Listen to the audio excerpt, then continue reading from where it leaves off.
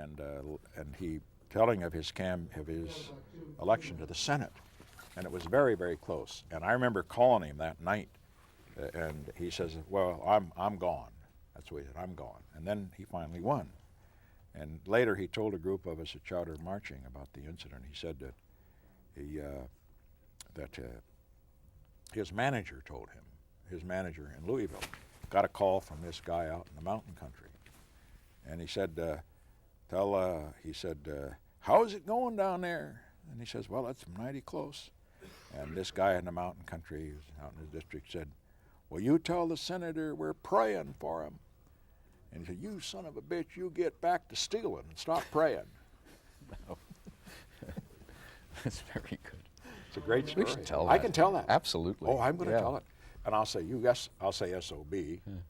I think son of a bitch can be said in this program, can it? Yes. Is that done on television? No, but well, SOB. We can do SOB. We'll blaze television history. You can do either one. What's the matter with that? You can say something. Yeah. I think. Yeah. No, I think that is done, and I think hell can be said also, like give him hell and that sort of thing. One better just do it. But that's a great story. The way I had it a little bit, he said, "You son of a bitch, stop praying and get back to stealing." Frank, when we start on this one, I'm going to come on a live shot, so wait for your cue. Isn't that a great story? Yeah, I had not heard that before. It's one of the great stories. All the more reason to get these things down. Oh, yeah. I got a lot of those that I can remember if I just... I'm going to go through a couple of light changes here. Go to Steve, please. Going to talk a little more about sports in high school, then about Harold's illnesses in Prescott, but not his death. You're not going to get to his death? No. Talk about the illnesses and going to Prescott, and then talk about... And my mother taking care of Yes, and including the chauffeur, George the chauffeur. You want that? Oh, yes. Okay. Yeah, that's good stuff. And then go to college, and then talk about Whittier, about the college, and about the courses, and about sports, and then come to Harold's death at its time.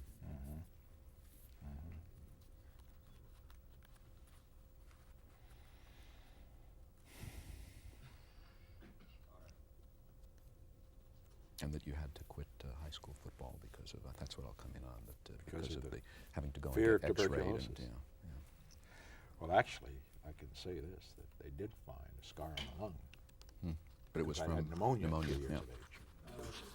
Frank, can you hold up your clipboard so you guys want to see this? There's the tape on the back of it. Put it where you need it. Back of the clip. On the top of the clip there. Okay, fine, let's go with it. Can you, okay, 30 seconds to studio. There'll be 10 seconds before you get your cue.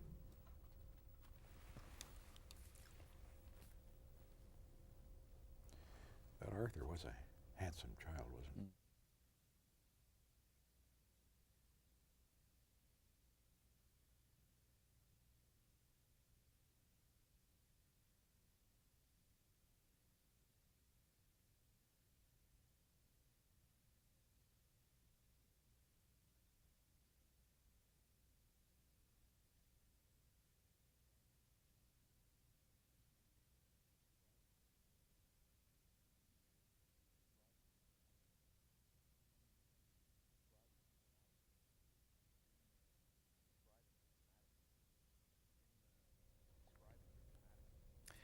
In describing your dramatic... Excuse me, I'm sorry. We'll have to anticipate the cue just a little bit. Let's take it from...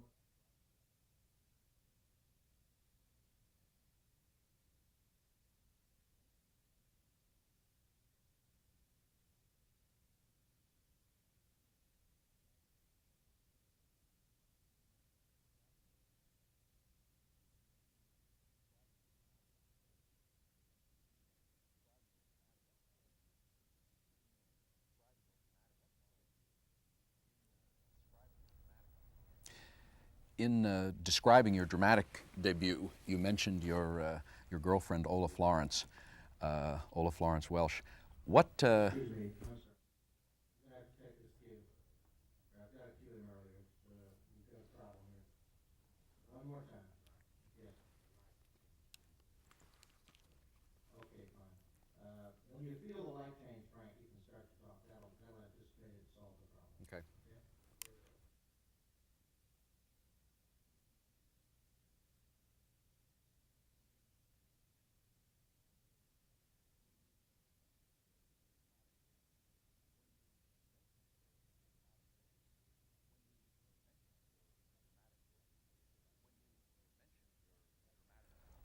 When you mentioned your dramatic debut in the Aeneid in the size 8 silver boots, Size 9. Size 9 silver boots.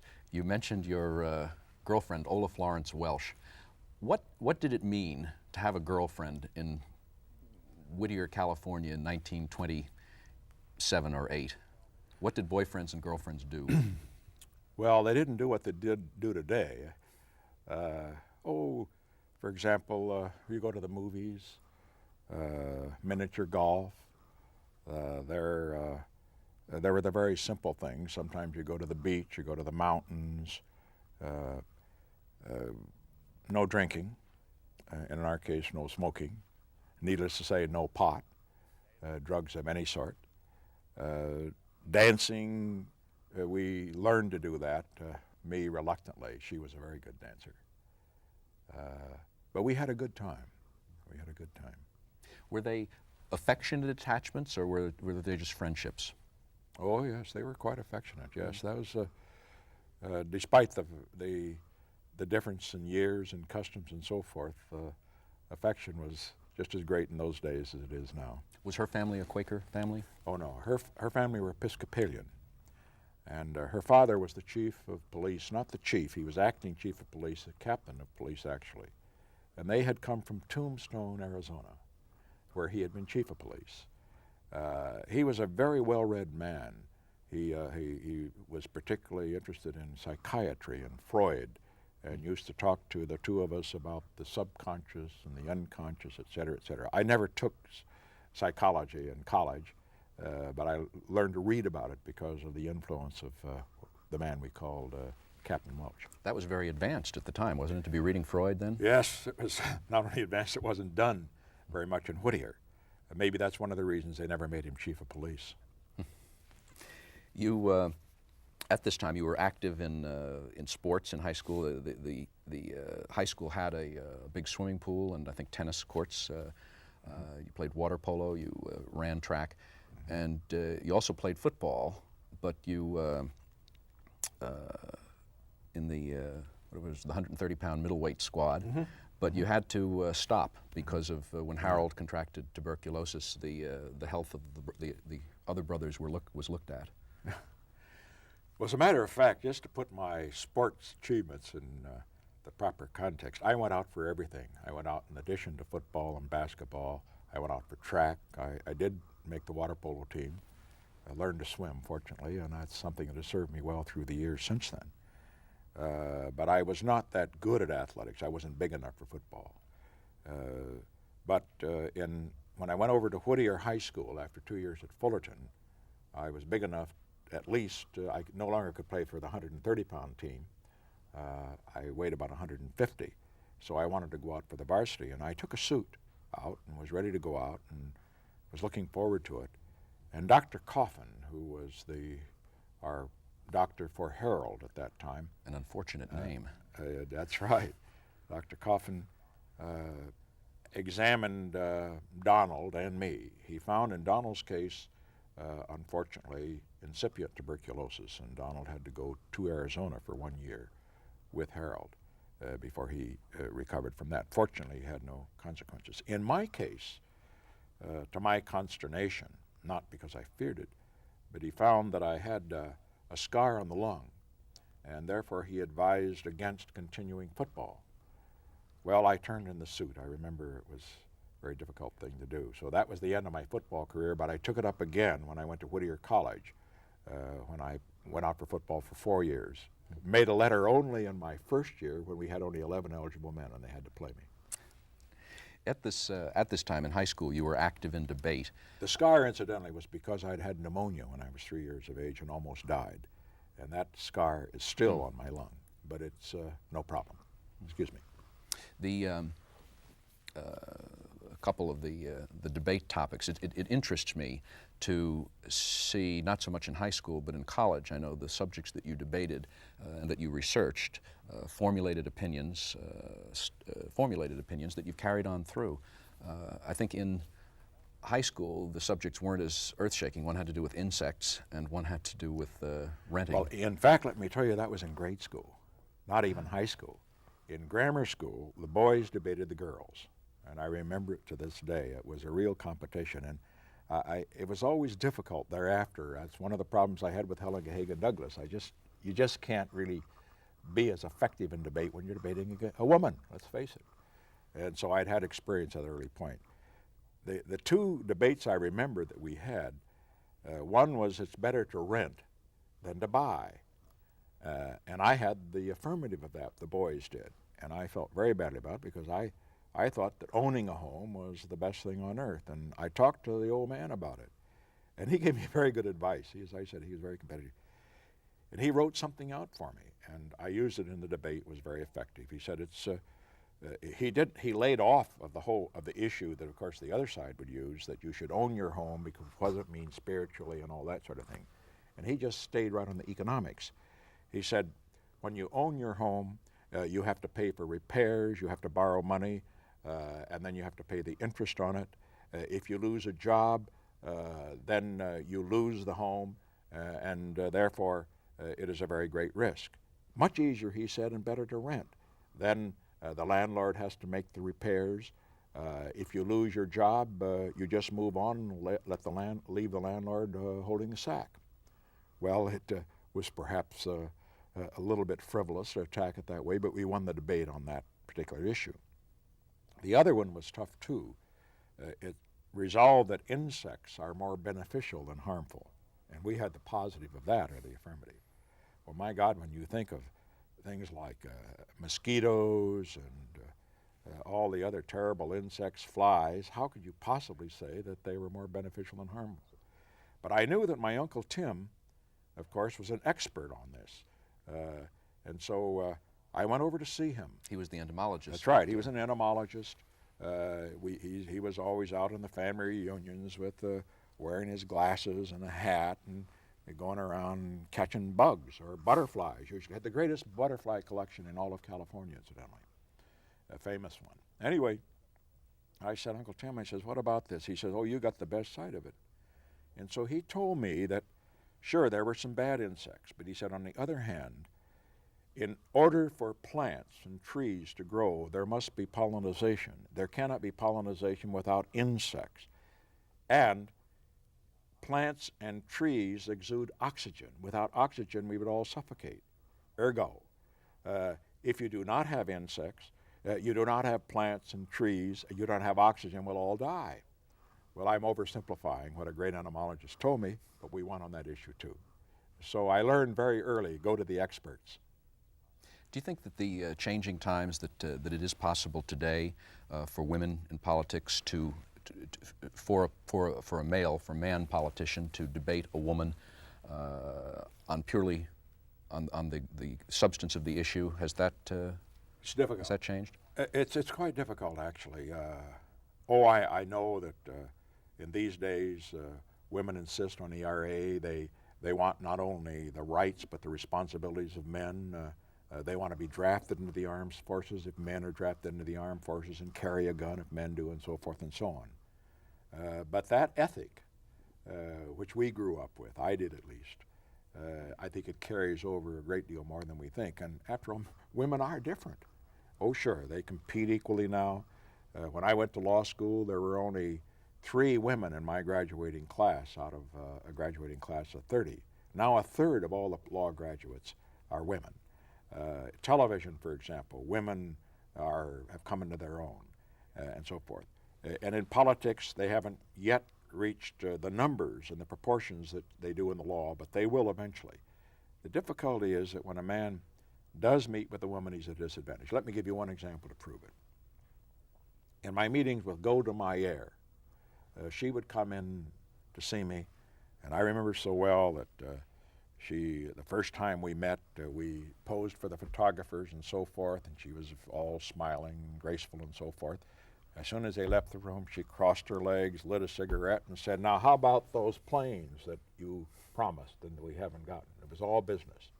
The thing I liked about Golda was she's very tough, and she was very feminine when you got to know her. But she acted like a man, and she wanted to be treated like one. She didn't act like a man and want to be treated like a woman. Totally different was Mrs. Gandhi, also very able. I'd known her father, and she was her father's daughter. But when Her father was Nehru. Nehru, but when Mrs. Gandhi came in, she was very smooth and very silken, et cetera, et cetera. She was just as tough as Golda Meir. But while she acted like a man, she wanted to be treated like a woman. And it was put whoever was dealing with her at a disadvantage. So in other words, let me just say this. I think it's very important that women have every opportunity to go to the top in any field, and particularly in politics. But I would strongly urge that those who really want to succeed should give no quarter and ask for no quarter because they happen to be women.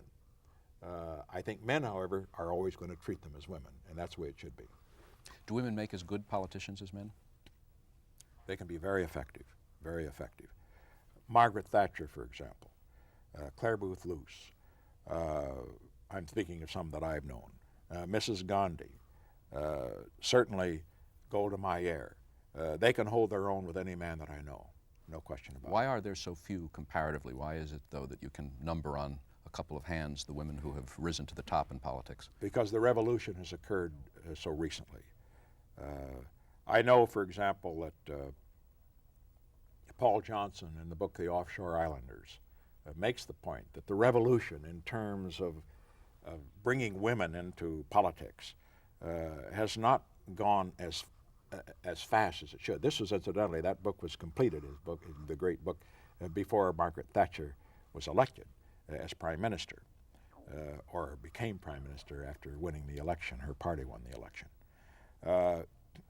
And he makes a point that I would also make. I made it with regard to all minorities. I make it with regard to blacks. I make it with regard to women, anybody else that isn't represented properly. Everyone in this society is a great natural resource. Every group is. And it's very important that every individual, whatever his background, sex, race, etc., have the opportunity to go to the top. Otherwise, a society is not as great as it can be if there's any one group that is discriminated against. And so it is with women. Let me say that you look at some of the women on television, not just in acting, but some of the women in politics, some of the women in science and the rest. What a loss it would be if it were like it was back in some period in the Victorian age when women didn't have these opportunities. And let me say, incidentally, you could go back a little further than that. Anybody who wants to read a little about history back in the age of the 18th century and so forth, and the early 19th century, there was a period when women played a very, very important role with their salons and so forth and so on. So as I see it, women now are coming into their own, and if they play it right, and if the rest of the country has the good sense to give them the opportunity, we're going to be a stronger, more effective democratic country than we would be otherwise. Didn't President Pompidou joke with you about Golda Meir, your dealings with her? Yes, I had a very interesting conversation with him about that. He used to describe her as une femme formidable, very formidable woman, but she was, of course, more than that. But I recall that at a meeting that we had in the Azores, Bill Rogers, the Secretary of State, was trying to make, casual conversation during dinner after we'd had some pretty tough negotiations about the dollar in this relationship to the franc and all that sort of thing. And Rogers made the point, this was back in 1971, and he said, Mr. President, he said, it's interesting to note that throughout the world today, things seem to be pretty placid, except, of course, what's going on in Vietnam, except in two places. In Vietnam, except in two places. Throughout the world today, things are going pretty well, except in two places. One, the Mideast, and the other, of course, in South Asia. And there it happens that women are in charge. And Pompidou raised his eyes, and Rogers went on to say, for example, down in South Asia, you have the difficulties in India and Pakistan, and you have Mrs. Gandhi as prime minister. And then in the Mideast, you have the problems of Israel and its Arab neighbors. And there you have Golda Meir, another woman, as prime minister. Translation made. Pompidou raised his eye in that typical French way, cynical look. Are you sure? You, in high school, you were named the manager of the student body. And I think you've said at one point that that experience proved to you that you would never want to become a salesman of any kind. Absolutely. As a matter of fact, the reason I made manager of the student body is that I lost my first election. I had been elected president of my class when I finished grammar school, and I think I was president of another class along the way. But when I ran for student body president against my good friend Roy Newsom, who later became president of Whittier College, we lost to an independent candidate, Bob Logue, who turned out to be a fine student body president. And so the faculty named me manager of the student body. One of the functions of the manager is to go out to sell ads for the college annual. I was not good at it at all. I was never able to go up to somebody and ask them for a contribution or to sell an ad or something like that. So I got others to do it, and I was a pretty good manager, and we balanced our budget and so forth. And incidentally, that's carried throughout my life. In all of my political campaigning, I've never gone door to door. I cannot do it. There's a myth that's grown up about my first campaign and even the campaign for the Senate. They point out that I worked hard, which I did, and that Pat and I, that we used to go door to door and ask people to vote for us. Never. I could do it in small groups or even large groups, but going individually in and invading the privacy of a home and saying, will you vote for me and here's a piece of literature. They came to my place, I'd kick them out. I would understand it if they did that to me. What is it that impels someone who, at this early stage, learned the lesson that he didn't want to be a salesman? Isn't a politician a salesman? And what is it then that made you go into politics, which involved dealing with people and indeed sort of selling yourself or selling the things you believed in? It's very difficult to psychoanalyze oneself. Certainly, in terms of the usual tests of a politician, being gregarious, etc., I would not meet that. Although I do quite well. I can walk up and down a street and pop into the various places of business when I don't feel I'm intruding, when they don't mind. But on the other hand, it's really not possible for me to give a good answer to that. I think that in terms of my own political career, it hasn't been a case of my thinking of my selling myself, but it's been a case of my having certain ideas that I felt very strongly about and that I wanted to advocate and be in a position to implement. And I was driven by that, and not by the idea, look, I'm a great salesman, and only people get a chance to shake my hand and look in my eye, they're going to vote for me. I never thought that. At one point, much later on in '68, you told a writer in analyzing yourself that you were an introvert in an extrovert's game. I think that's quite true. I mean, that is certainly. Let me put it this way: everybody believes that politics is an extrovert's game, but on the other hand, many times the extroverts don't win necessarily. In other words, particularly in this day of television, I think that maybe some people who are not gregarious and the rest may be able to come over quite well in the tube. I'm not sure. I would hope that that's the case, because let me say, I know two others that were introverts in the extroverts game. Bob Taft was one. Tom Dewey was one. They were both essentially shy men who found it very difficult, Taft even more than Dewey, very difficult to go out and frankly ask people to vote for them. They could do it in a big crowd, but they couldn't do it individually as well. And now they were both great political leaders. One is a governor and the other is a senator. And either one would have made a great president under certain circumstances. Weren't also even Kennedy and John Kennedy and Eisenhower were right. private very much people? So. I think that John Kennedy, despite all of the talk, which I understand about his charisma and the rest, that John Kennedy was a very private person. When I first met him as a congressman, he's essentially quite shy, quite withdrawn. He's studious, intellectual, etc. Very different. I'll tell you the one in the family who is not shy, who's just the opposite of him. And you wouldn't think they were brothers except they have the same name and do resemble each other, and that's Teddy. Now, Teddy is a typical Irish extrovert politician, but Jack was more withdrawn and more private insofar as his whole attitude is concerned. Eisenhower, the same. Eisenhower had a curious feeling about people being too familiar with him. He didn't want people to grab him. Perhaps it was the dignity of the office or something, but Eisenhower could get very, very cool if somebody, for example, told an off-color story or became familiar, told a joke or something that he didn't think was proper. With his intimates, he could be very friendly and outgoing, but when it was strangers, he didn't want people to take any familiarities with him. The same was true of Kennedy. Johnson, no. Johnson was a total extrovert. He just loved it.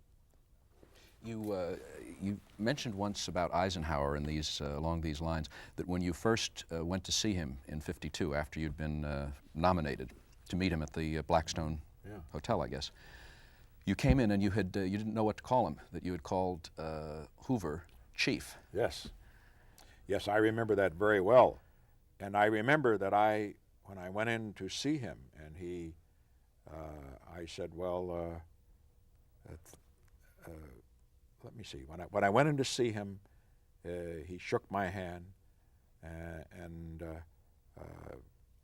said he would like for me to accept the nomination as vice president, and I said I would be very happy to do so, very honored to do so, Chief. And I could sense immediately a little coolness developing. He didn't like that. From then on, it was general. And I learned, incidentally, that while, of course, when he was president, we called him Mr. President, he always really preferred to be called General. That was his favorite. And after he left the presidency, we never called him Mr. President. It was always General. But he didn't like the chief, that belonged to Herbert Hoover. It was not something Eisenhower liked. We've been talking about your years in high school, and I think it was during that time that Harold became ill, and it was diagnosed as tuberculosis, which started a long... Well, as a matter of fact, Harold's tuberculosis started before that. It started when we were in Yorba Linda.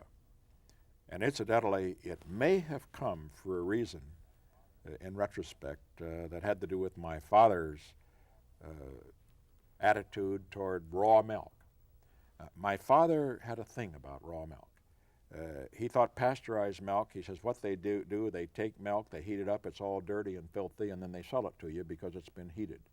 And so he always insisted on raw milk. It was supposed to be better. So he always had a cow, and we had raw milk. I think it's possible the cow could have been tubercular. In any event, my brother, Harold, contracted tuberculosis when he was in the 7th grade in Yorba Linda. When we moved over to Whittier, and East Whittier, he went to that school there, he had to drop out a year. And he was behind in his class, and from then on, it was very difficult for him to adjust to high school. He was very bright. He had excellent marks before he had to drop out and got behind the others in his class. And so then when he was a junior in high school, I remember he began running, my folks thought, with a sort of a fast crowd. He was a very handsome fellow, and the girls just swooned over him. He had so many girlfriends, believe me, it was something to see. Wasn't he was the only blonde in the He was the of the blonde. family? Yeah. The firstborn in all of our, it's interesting, there were 6 sisters. All of them had children. All the firstborn, all of them incidentally, except for Olive, were brown-haired and brown-eyed. But Olive pointed out to me that every firstborn, and that was true of Hannah, it was true of Martha, it was true of Edith, it was true of also of Jane and Elizabeth. The firstborn had blue eyes, and the others had brown eyes. I don't know what that means. But anyway, Harold had blue eyes, as did my father had blue eyes too. My mother's were brown eyes. But in any event, in his junior year, they decided that he was running with a fast crowd, a little smoking and that sort of thing. And so they had him go east to school to Mount Hermon School for Boys, which a real estate agent, Harold Gardner, had recommended strongly. Well, it was a fine school. He went back there and he got along, I guess, reasonably well, but within a half year he was home because he had lost a lot of weight. And I remember we went over to the Pasadena Railroad Station, and I remember his coming off the train. He was painfully thin, and he'd grown a mustache. He cut a fine figure, but I knew something was wrong. And then he contracted tuberculosis again, had another hemorrhage, and then for 5 years, it just got worse and worse and worse. Everything was tried, pneumothorax, rest, bed rest, etc. But he just withered away, and then that was something that we had to live with for a while, and that he had to live with, which was worse. Didn't your mother and father start a series of taking him to different places? Your father built a cabin in the Antelope Valley because the weather there was supposed to be drier and better. Yes, the Antelope Valley, we had a cabin there. The most expensive place we went was to the Hillcrest Sanitarium, which was over in the Beverly Hills area. It was very, very expensive. And my father, we had an acre where the service station and store, which he'd paid $5,000 for when he had built it. He built the service station and store on that acre. And I remember he cut it in half and sold the lower half of it to Harry Schuyler, a neighbor, for $800 in order to defray some of the expenses for the care at Hillcrest Sanitarium. Where incidentally, one of the things my brother did, one of the nurses fell for him, and they almost came to the point of getting married, whatever that means. Anyway, finally it was Arizona. Prescott, Arizona, a mile high. And so my mother took Harold over there, and she was there for almost 3 years with him. And didn't she have other patients as well? Well, this story is one that I'm afraid most people will find hard to believe in this day and age. Yes, in order to keep him there, that meant that it would be very costly because the medical bills are pretty big too. And so she took 3 other patients. There was Larry and Leslie and a man we called the Major. He was a Canadian major who had been gassed at Flanders in World War I. They were all bed patients, except the Major now and then could be ambulatory. And for that period of time, my mother, alone, with no help whatever, she gave them alcohol rubs, she took them trays, she took care of course, the laundry and all that sort of thing. And it was really a remarkable achievement. And of course, in addition to taking care of Harold, who was one of the sickest of the lot. And so, under those circumstances, it was remarkable that she was able to do it. But there was another one, I should say. There was one other that now that you remind me, and he didn't live with her, but there was a fellow who was the most interesting one of all. I thought he was the most interesting. He was a gambler, actually, I learned, from New York. He contracted tuberculosis, and he had a driver, a chauffeur, no less. And he found about, when my mother was there, that she was a great cook, and so he came in and took his meals there and left very handsome tips when he did. And he used to regale us with stories about New York City, and from that time I wanted to go to New York. It was a cold and relentless and forbidding pace, but it had an enormous pull to go there, and it took years before I got there. But anyway, This fellow was had a couple of interesting experiences with him. Marshall Clow, whose father had tuberculosis, he had been the Miami Ford dealer, as a matter of fact. No, Miami Chevrolet dealer, and then had come to Arizona. But Marshall Clow, his son, and I were great friends, and we used to ramble around in the hills back there in Prescott. And one time we came upon what was apparently a whole cache that had been left by a bootlegger, because you understand this was before Prohibition had been repealed.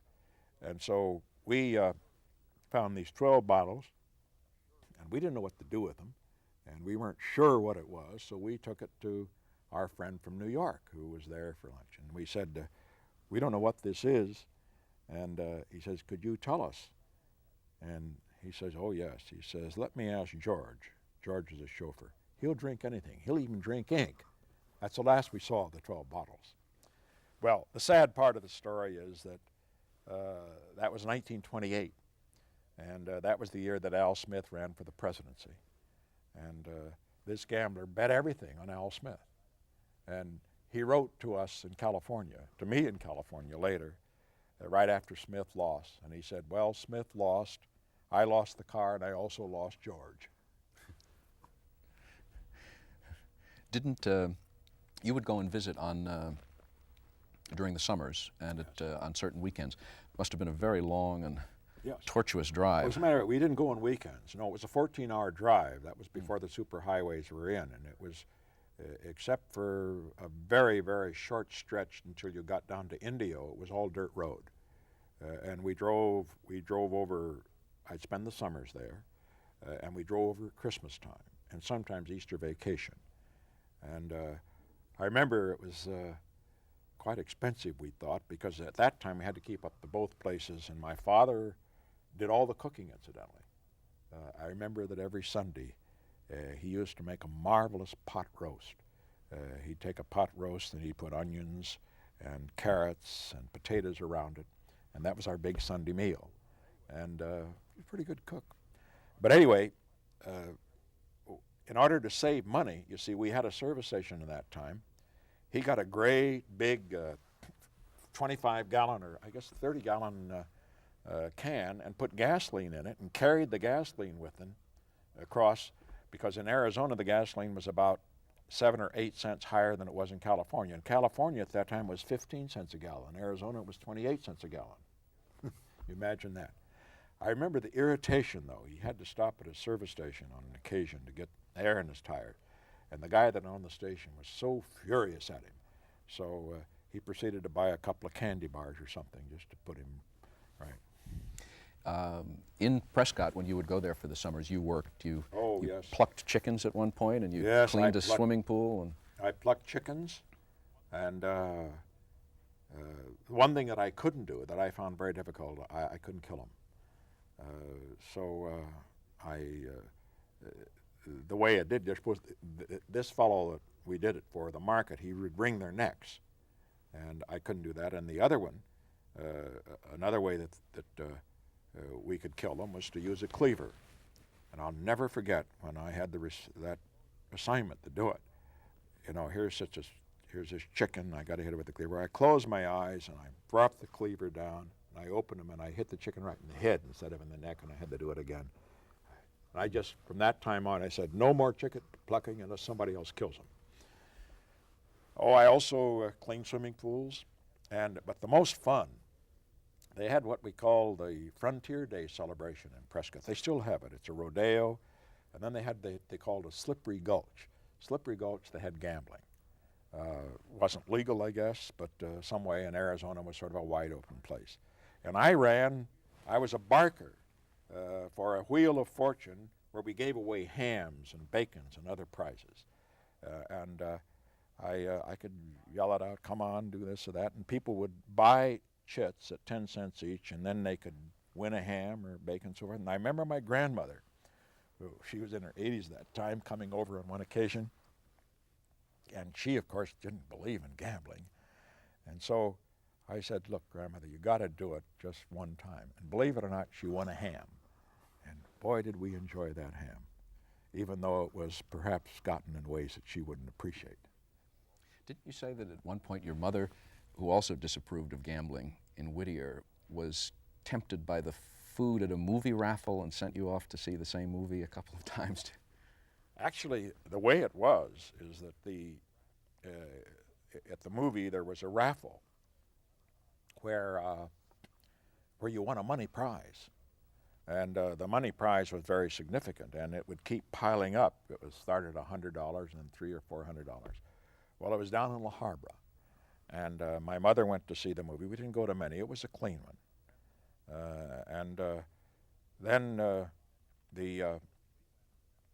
Then we went about half a dozen times, but we never won. But I remember we saw the same movie 2 or 3 times. Incidentally, the first movie I remember seeing was Inside the Cup, whatever that was. But the one I remember most vividly, of course, was the Ten Commandments. I'll never forget going to the Carthay Circle Theater and seeing that, and I'll never forget, I can remember it to this day,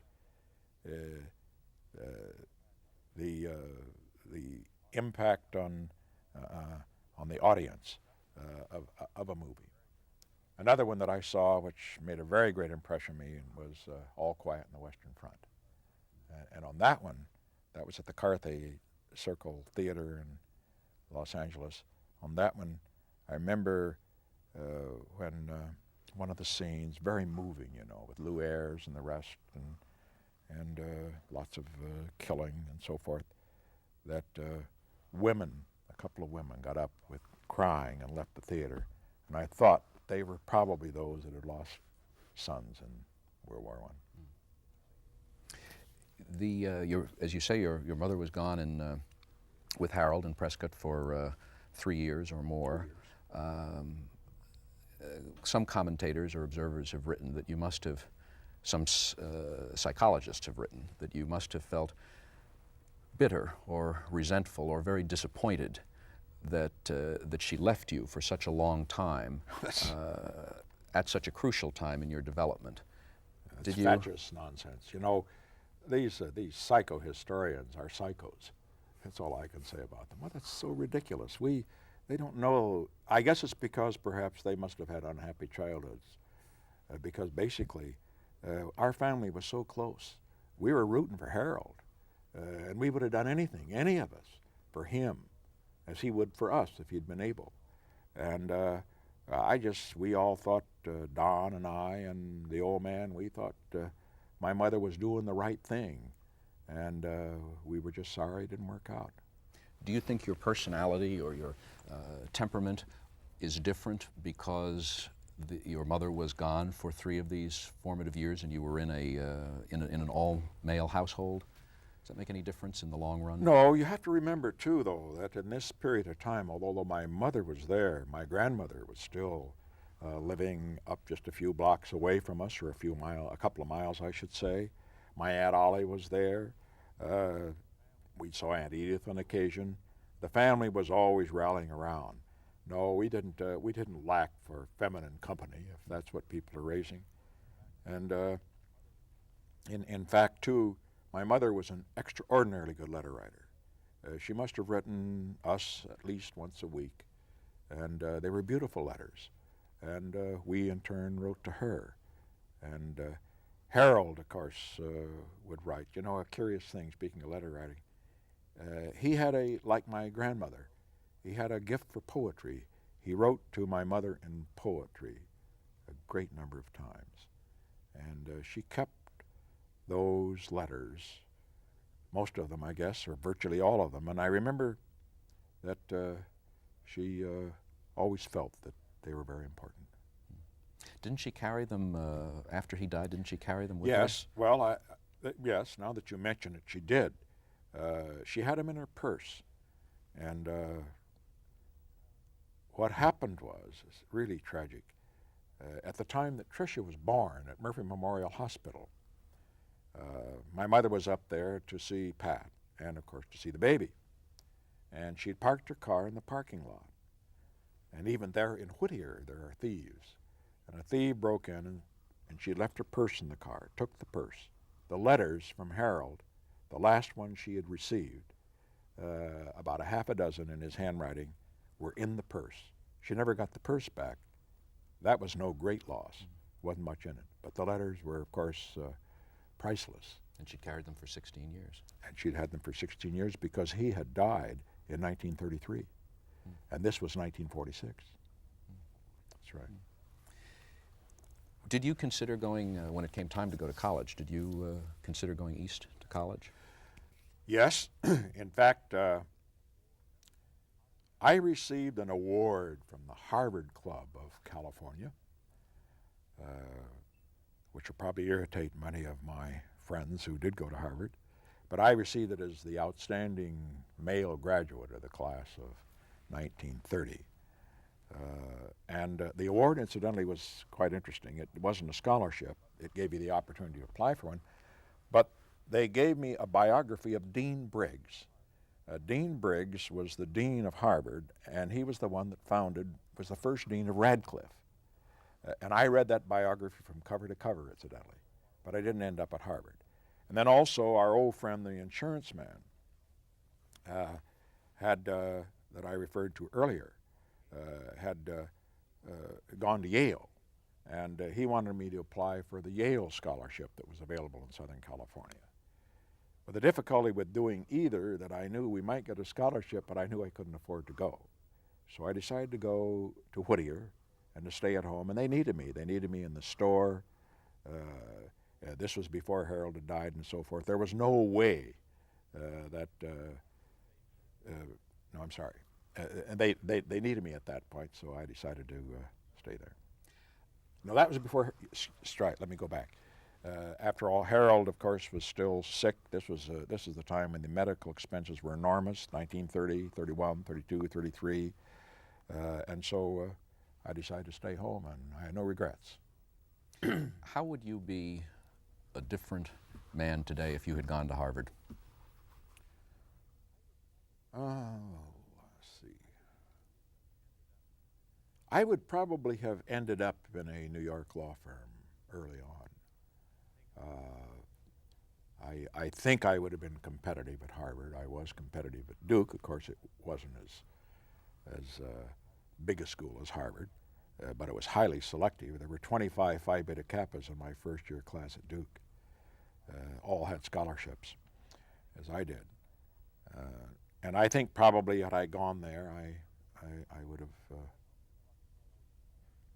I guess what we're talking about, though, is if you're talking about the Harvard undergraduate school. Yes.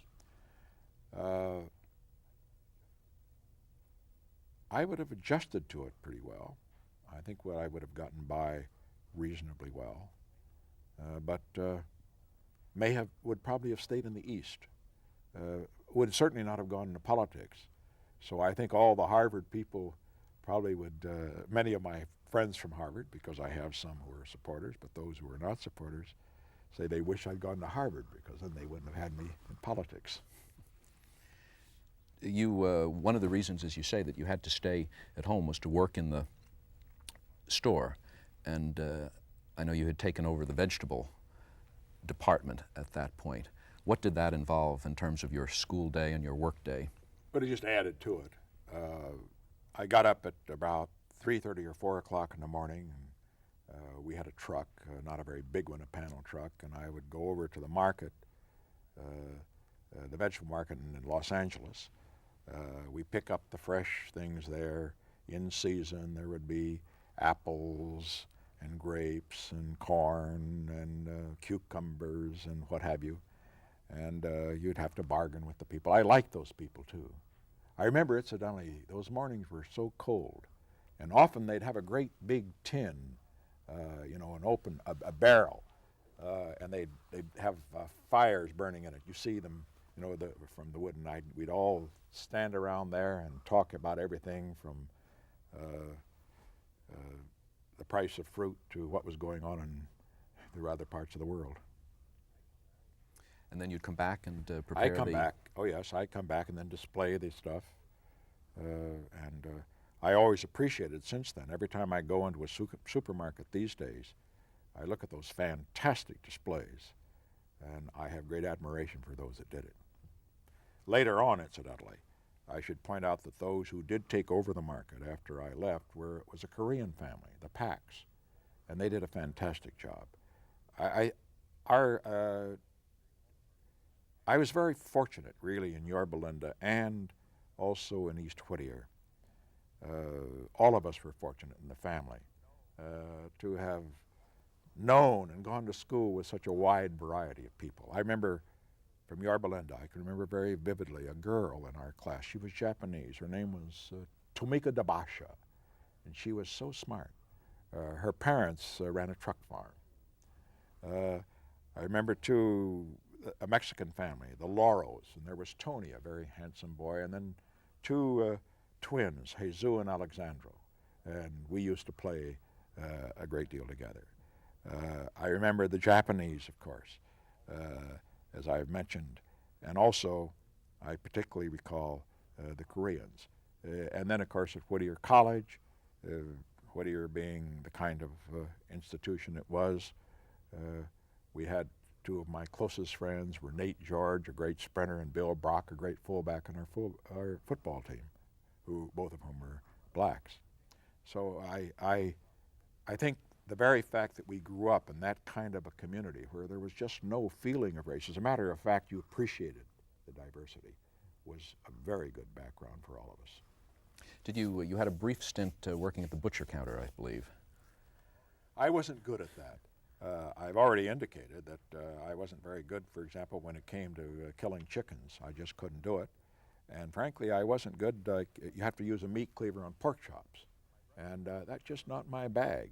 Now, my brother Don was very good at it, and he eventually became not only the butcher, but took over the market after my father retired. You told me once that you stopped working in the butcher department after you'd cut your finger and bled into the hamburger. That certainly happened. And I made some very good hamburger. This was before, of course, there were machines. The machines for everything now. And you ground the hamburger this way, by hand. And my old man was very proud of our hamburger. We didn't put any suet in it. It was all just the best trimmings from the meat and so forth. And people would come from miles around to get our hamburger because we sold it also at a very good price, 15 cents a pound. What were the 4 Bs? Well, the 4 Bs, that had to do with a little society, which I suppose some would call a fraternity. Whittier College did not have fraternities. They didn't believe in elitism at all. But they did have societies because people do get together. And when I went to Whittier in my freshman year, the men's society on campus was called the Franklin Society. And those were sort of frankly, the better off students, the ones that had a little more than the rest, and so forth and so on. And an indication of how well off they were is that for the student yearbook, they had their pictures taken in tuxedos. Dean Triggs, who was a sophomore when I was a freshman, had spent his first year at Colorado College. He had been a member of a fraternity there, Beta Theta Phi, a very good one. And when he came in and he saw the Franklins there, and Dean was on the football team, as I was, and so forth, he said, let's start another society. So he did, and those who joined the society, all the charter members, were football players or in athletics in one way or another. And I wrote the Constitution for it, and I wrote the song for it. Dean, however, gave us the ideas about its initiation, which was a horrible thing, I thought. He also gave us the slogan of the society, a crosso l'enfant, which, as you recall, Voltaire used to say that, Voltaire. Stamp out evil, whatever that could mean at that period in our lives. And then the 4 B's it was, stood for beans, brains, brawn, and bowels. Now the bowels, of course, guts for the football player. The brains, we were all students. The brawn, we were going to be strong. The beans was that in those Depression years, every week we used to get together for a feed. We didn't have meat, so we had beans. Now and then we'd throw a little hamburger in it. So we had bean feeds every week. Did we eat beans? You said the initiation was gruesome. What was it? Well, the symbol of the society, or at least the mascot, was supposed to be a boar. And so we would take the new members into the hills and have them dig up a dead boar or and then eat the boar meat. Well, of course, it was not a boar, it was a dog that we used, and obviously we wouldn't have them eat dog meat, but we'd get beef and we put it in acidity, and then they'd have to eat that beef in acidity, which is horrible, horrible smelling and so forth, and they'd have to eat that to prove their manhood. So I, by being a charter member, avoided that. Because believe me, initiations are no fun. I did go through one initiation, though. In my junior year, I joined the Glee Club. I don't know why. I was a fair base, but I wasn't that good, so they made me master of ceremonies, which wasn't too bad. I had a lot of fun there. Got to go on the Glee Club trips, which was great fun. But I remember that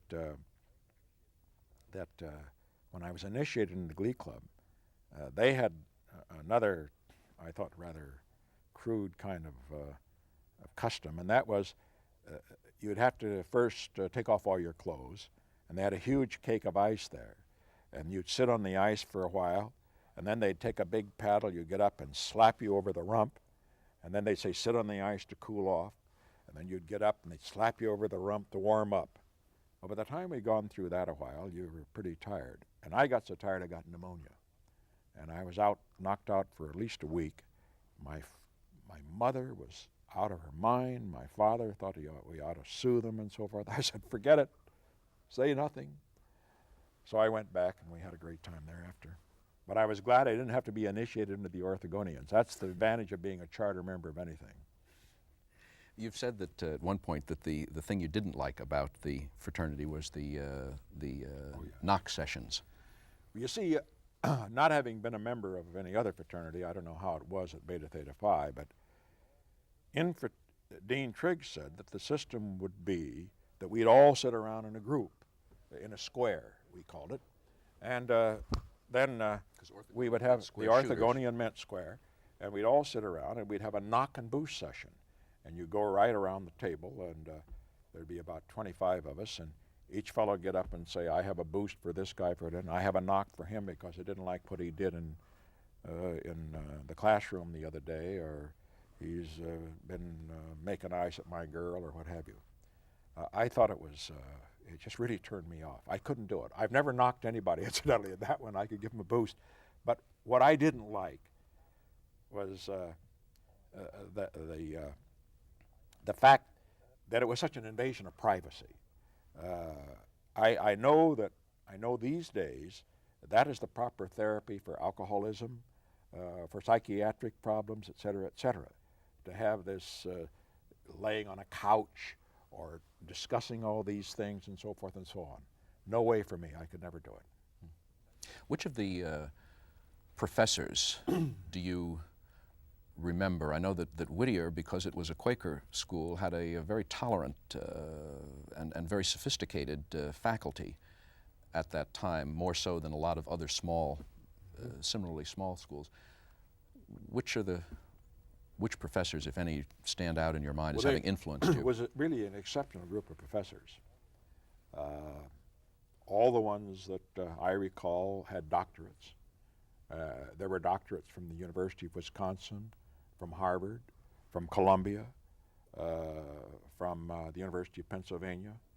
Quite remarkable. Another thing that was remarkable about them that I should mention, and that faculty in those Depression years, they were paid about $300 a month, $3,600. That was a full professor salary. And because times were so difficult, and we didn't know much about the Depression in those days, but I learned this years later, that whole faculty voluntarily took a 10% cut in their salaries in order to keep the college going, and they never told us about it. Well, anyway, Paul Smith, my professor of history, remarkable man, University of Wisconsin. What he particularly, I think, inspired in all of us was a passion for books. I remember he used to get a book, a fine book, Sir Esme Wingfield Stratford's History of British Civilization he assigned to the course. He'd open up and read a passage on architecture and something, and his mouth would water. We used to say, don't sit in the front of Paul Smith's classes because maybe it'll get on you, you know. His mouth would water. He says, isn't that wonderful? Isn't that wonderful? It made you want to read the book. Another one was Albert Upton. Albert Upton was, I said, could have been an agnostic, I'm not sure, but he always believed in broadening the education. And he was the one who, when he one summer said to me, look, you got to broaden your education. You ought to read Tolstoy. And that summer I read everything that Tolstoy has written, virtually everything. War and Peace, and Anna Karenina, and Possession, and some of the philosophical treatises.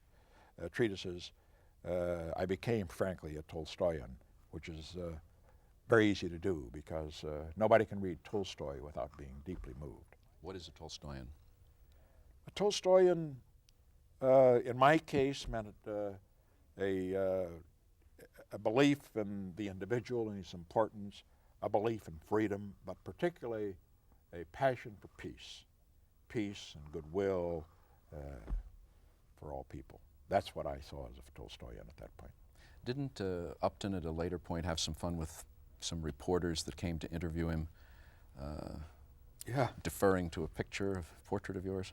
Yes, he was a great wag that way. He told me about it. He said that there's a picture, they had a portrait of me hanging in the office of the president. And he went in and he told the reporters, every time we go in, we bow at the picture. Excuse me, gentlemen. We're going to keep rolling tape. I just want Ray to come on the set for a second. Quick touch-up. Going to go to the debate subjects. And then the trips, the speakeasy and the pancake diet. Oh, what about the religious thing? Don't you want to get that in? Coming to that. Oh, you're going That will to be coming later. We'll do sports, Harold, and the What Can I Believe? Mm-hmm. All right. Hello? Yeah. Yep. Okay. The one that's up, Harold. Yeah. No. Nope. Not quite. Yep.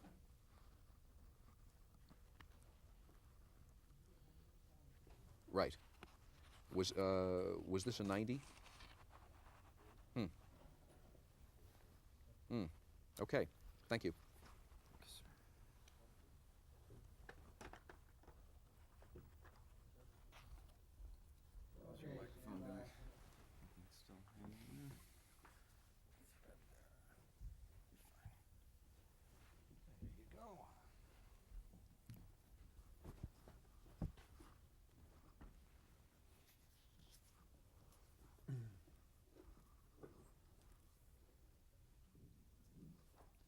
Very pleasant studio.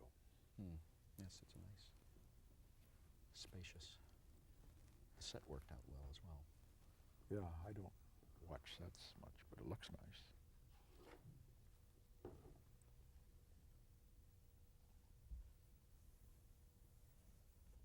Okay, stand by. 10 seconds.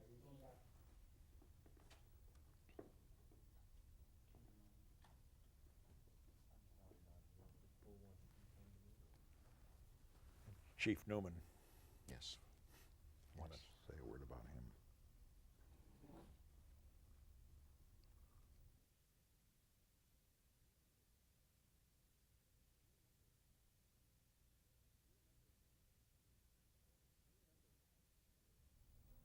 Do you want to I'll just start it. work in? Do you remember any of the debate topics that Well, I you can remember, I debated think, during all those of them. years? I can remember all of them because they were great challenges at the time. One year it was free trade versus protectionism. Another year it was the inter-allied war debts, whether they should be canceled or not. And another year, I don't remember the exact title, but it was to the effect that resolved that the United States should have centralized control of the economy. In those debates, we always had to argue both sides. We had to be prepared to argue both sides. But in the process of my studying for it, in the research, I became a committed free trader. I've remained so ever since.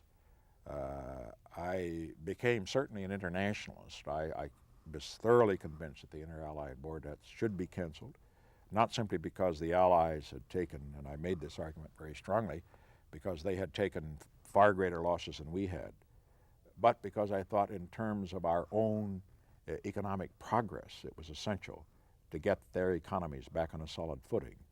And as a result of that, when people see my support of foreign aid and international cooperation, a lot of it may go right back to that, although there are other arguments that can be made then.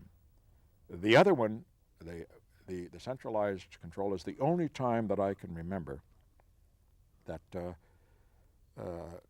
that Hitler came into our consciousness, because I remember I made the point that centralized control of an economy could lead to centralized control politically of a country. And then I shorthanded it to say, if you have dictatorship for an economy, it will lead to political dictatorship as well. Or putting it another way, economic dictatorship can lead to political dictatorship, and that's what's happened in Germany. And we don't want it to happen here. But I have been, of course, throughout my political life, opposed to bigger and bigger government in Washington, and opposed to anything that might pave the way for political dictatorship. You got to travel a lot with the debate We team. had some great trips. Yes, we went up to Oregon and Washington. I remember the time that we went to Washington, the Columbia River was frozen over. It was an exciting time. And then, of course, I recall the other trip that we took, which took us clear out to Brigham Young University in Utah. Incidentally, we were very fortunate in those times. We stayed at the great hotels, at the Hotel Utah and at the great hotels also up in Seattle, Washington, and they'd always give us a rate of $1 a person. I'll never forget that. Incidentally, which reminds me, the first time I ever stayed in a hotel, which does show the closeness of this whole Millhouse tribe or family. After Arthur died, all of us were terribly shaken. I was emotionally very upset. And my Uncle Charlie, he was my grandfather's youngest brother who lived up the road from us and whose estate I later handled as a lawyer. But my Uncle Charlie was a little better off than some. And I remember he had a great big 7-passenger car. And he took my mother and father and Don and me in his big car down to San Diego and for a weekend, just to get us away and give us a little lift. And we stayed at the U.S. Grant Hotel. And years later, one of the most important speeches I made in my campaign for the Senate was made in that same old U.S. Grant Hotel.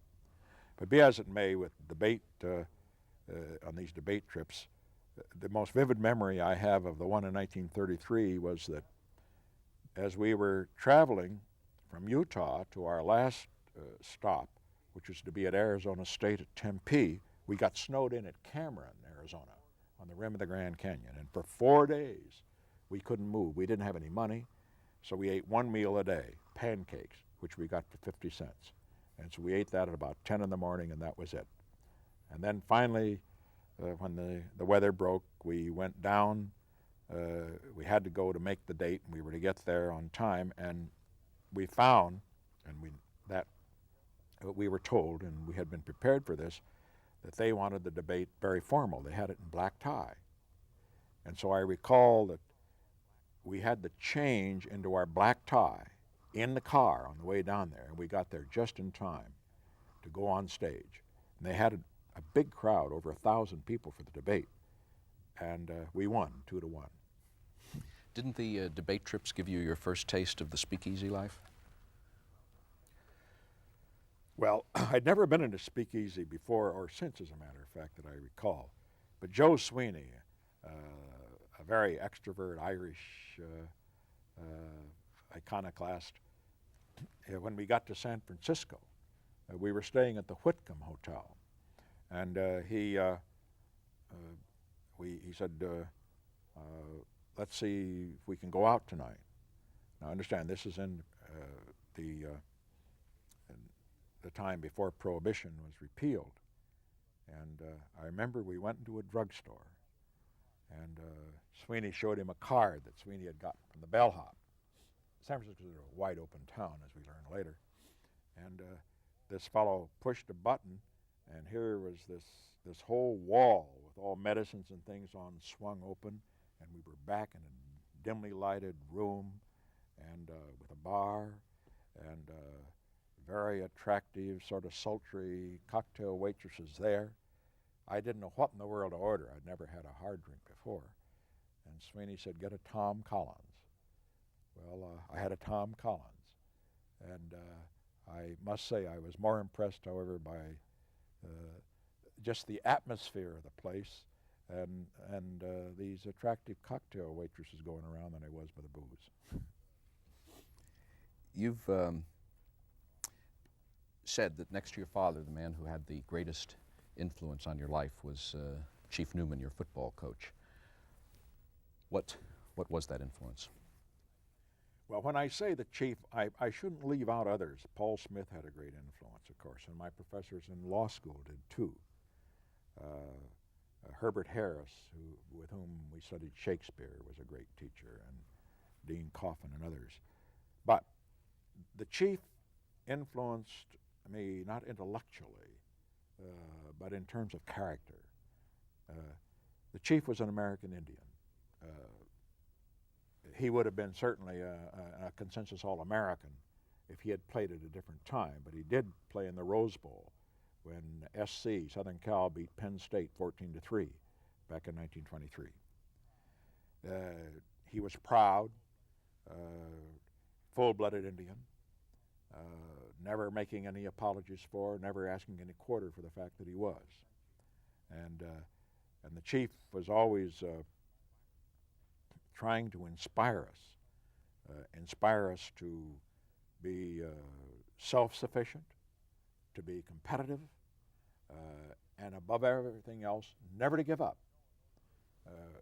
You know, in those days, they used to say, it was getting rather current, and like it is today in some of the so-called better schools, it isn't whether you win or lose, but how you play the game that counts.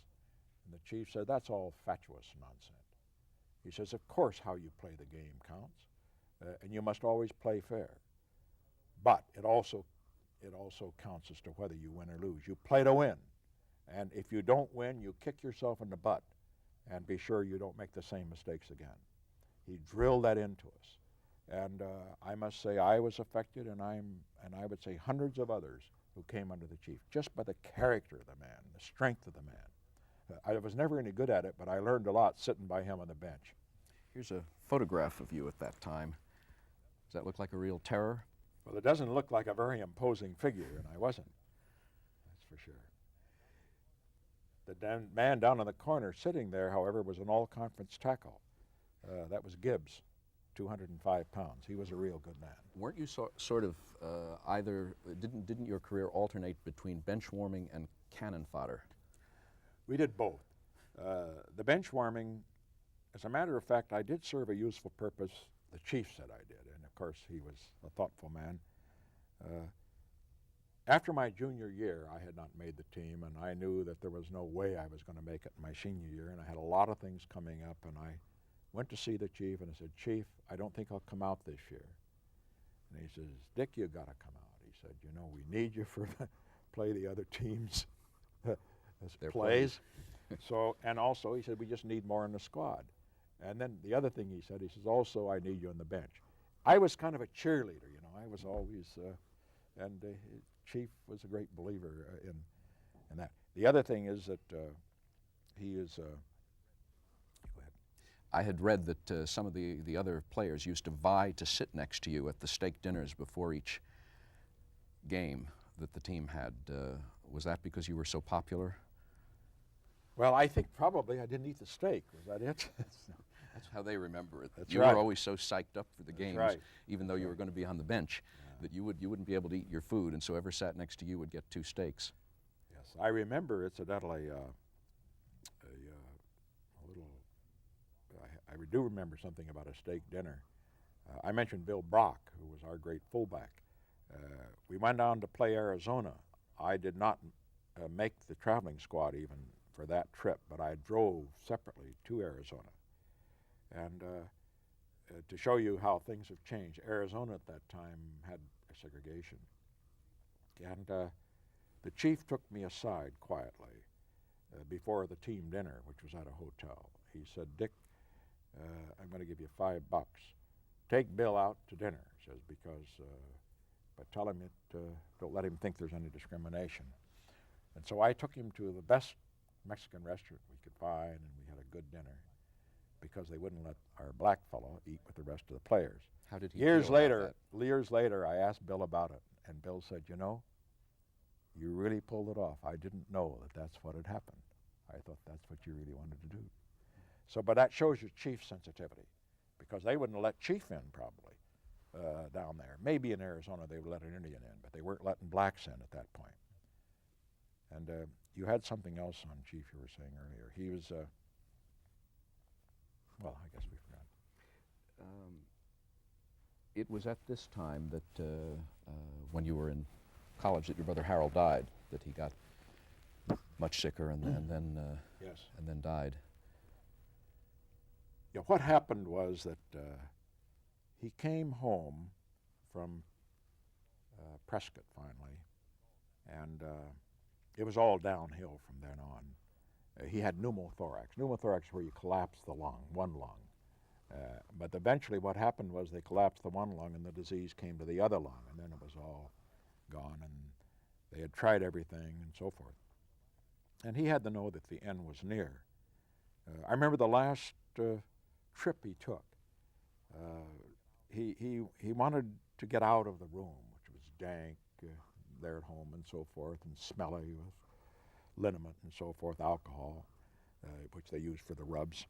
And he said he got my old man to rent a Rio truck with a Rio chassis it was, and a superstructure was put on that made it kind of like a trailer, sort of a house trailer, so to speak. And so they planned it very well, and they were planning to take this and spend 2 or 3 weeks on the road, going through the mountains over to Arizona and so forth that he had remembered so well. And after 3 days, they were back. He couldn't take it any longer. But I remember his talking to me about it, and he said, you know, Dick, he said, it was really worth doing. He said, to see all of the blossoms that were out and to see the snow in the mountains. This was toward the end of the winter in March and so forth. He says, I'm awfully glad we did, even though we could only go for 3 days. And then a couple of days later, it was March 6th, which is the day before my mother's birthday. And he had read an ad for an electric cake mixer, which she didn't have, of course. And so he said, we ought to get something for her. So we went up, I drove the car up to the Whittier hardware store. And he could hardly walk at that point. He shouldn't have even been out of bed. And we went into the store together. We picked out the cake mixer. It cost us $30. And wrapped it, birthday wrapping. We took it home and sort of hid it in the closet so that she could have it the next day and we could give it to her on her birthday. The next day, I was in the bathroom shaving. The bathroom was right off of the bedroom, the downstairs bedroom where he was. And he said, I could hear him, he said, Dick, he said, could you hurry up? I said, I don't feel very well. And I said, sure. So I finished and I got out of the room and went over to college. About after I'd been there 2 hours, I was studying in the library, and the librarian, a student librarian, came over and said, Dick, you folks want you to come home. Well, I knew, of course, what had happened, or assumed I did. I came home, and the hearse was in front of the car from White Emerson, the same one that had been there when Arthur had died. My mother later told me what had happened. After I had gone to school, he called her in, and he, who was not a very religious, he didn't appear to be, he said, well, He said, that's the last time I will see you. Next time I will see you in heaven. And then he went to sleep. So we had, I must say, some rather poignant memories of those times. And then didn't you give her the mixer that night as a? We gave her the mixer, and she took it. But of course, after that, the effect on her of losing these children. Let me point out something. The effect of losing Arthur was, with her affection, was very, very profound, and the effect in losing Harold was profound, because when each one of those, Leslie died first, Larry died second, the major died third, and then Harold. And each one was as if one of her own had died. Those were the people that she'd Those taken are the care ones of she'd in taken Prescott. care of in Prescott. And when Harold died, it was sort of the end of everything. And I remember that from that time on, March 7, which we always remembered her birthday, she would never let us celebrate it. That time on, she always went out to the Rose Hill Cemetery, and she put flowers in the graves. Do you remember when this photograph was taken? I would guess that I must have been 1720. You see, he looks pretty good there. That must have been a time before he had one of the relapses. I can't remember the exact date. How did you feel when he died? Well, the experience was traumatic for all of us. You see, we had lived for 10 years, in his case, up and down with tuberculosis. And we were always hoping against hope that, some cure could be found. Let me say, as I look at modern medicine, to me, one of the most exciting things that's happened is the cure for tuberculosis, because my father's mother died with tuberculosis, Harold died with tuberculosis, Arthur had tubercular meningitis, and then, of course, we've had other experiences as well. When you went to college, your mother warned you against losing your faith. Did you? I would say, in terms that she would describe it, yes. In terms that both she and my father were Quakers, but fundamentalist Quakers. Some of the Quakers are not too fundamentalist. They're tolerant of almost anything. But they believed in the literal interpretation of the Bible. Every word of it is true, including the whale story, etc. And consequently, she was even concerned, for example, about my reading Tolstoy. She didn't think that sounded that good. Of course, Did you be a Tolstoyan and a Quaker? Oh yes, I think, yeah, not her kind of Quaker, although she was really tolerant of others, but as I say, the Tolstoyans and the Quakers, I think, would be very simpatico. At this time in college, one of the courses you took was, I think, called the Philosophy of Christian Reconstruction, which was popularly known as What Can I Believe? Yeah, Dr. Herschel Coffin's course, that's right. And students had to write at the beginning, the middle, and the end at least 3 relatively lengthy essays on what they believed. And I guess the point was to see how the beliefs changed or progressed in the course of the course. Your mother kept, I guess, one of your essays, and I think you have seen this. I wonder if you could read a bit of that from the I think the last summation, the summary essay you wrote on What Can I Believe? Well, this is entitled The Symbolic Importance of the Resurrection Story. And I wrote that the important fact is that Jesus lived and taught a life so perfect that he continued to live and grow after his death in the hearts of men. It may be true that the resurrection story is a myth, but symbolically it teaches the great lesson that men who achieve the highest values in their lives may gain immortality. Orthodox teachers have always insisted that the physical resurrection of Jesus is the most important cornerstone in the Christian religion. I believe that the modern world will find a real resurrection in the life and teachings of Jesus. Well, as you can tell from hearing that would be inconsistent with what those who believe in the literal interpretation of the Bible would say, inconsistent with what my good friend Billy Graham and some of those who are called born-again fundamentalist Christians would say. Inconsistent in a literal way, but not in the broadest sense, because to be quite candid with you, I would say that I am not one that says that everything that Darwin wrote is correct. I am not one that says that it is impossible to have had the theory of creation being a fact. It could have happened that way. My view is that it probably didn't happen that way, but I am certainly not going to fault those who believe otherwise.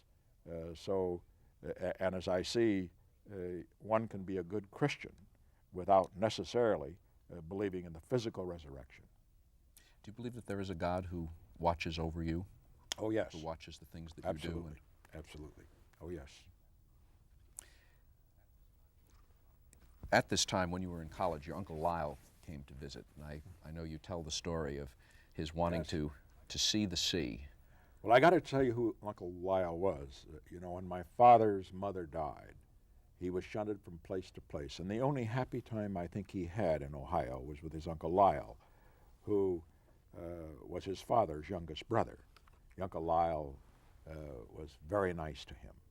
And so my father paid the way for Uncle Lyle to come to California and spend a few days with us. He'd never been out of Ohio before that, and he had never seen the ocean. And I remember we took him down to the beach at Seal Beach, and he very much wanted to go in, because he'd never even, not only been in, he'd never even seen it before. Well, we went to a place where you could rent bathing suits, and I remember we got him a bathing suit, and the only kind they had was one of those old-fashioned ones that came clear down below his knees, like you see in the Mack Sennett movies. Well, we went out there. There was quite a few people on the beach, and I remember that Don and I were with him. We frankly were embarrassed, to see Uncle Lyle, but I felt ashamed immediately there afterwards, because to see him in the water, jumping and hopping around, we shouldn't have been embarrassed or ashamed at all. What made you decide to go to Duke when the time came to go to law school? Scholarship. Simple as that. They gave a lot of scholarships, and I got one. And I wanted to go east. And Duke had a very good reputation. Justin Miller, the dean, had been formerly dean at the University of Southern California. And I never had any regrets about that decision. You've written in your memoirs that this was your first exposure to the really fast track, the number of Phi Beta Kappa people in your class, the number of scholarship people, and the fact that the scholarship you found out afterwards is known as the meat grinder, because only less than a half of the people who got it one year received it the next year. That's true. There were 25 scholarships in the class of 50. Only 30 of us graduated. The scholarships were only continued if you stayed in the high percentage of your class. Fortunately, I was able to keep the scholarship. But I remember that first day, how scared I was, really. I looked around, and I know what a Phi Beta Kappa key looks like. And there were about, I should say, at least 25 who had Phi Beta Kappas, but about 20 of them were wearing them. Only the first day, however, because I'm telling you, that faculty was an excellent faculty. They came from Harvard and Stanford and Columbia and Cal and so forth and so on. And by the time they got through brutalizing that first-year class, they had them scared to death, and they didn't wear their keys the next day.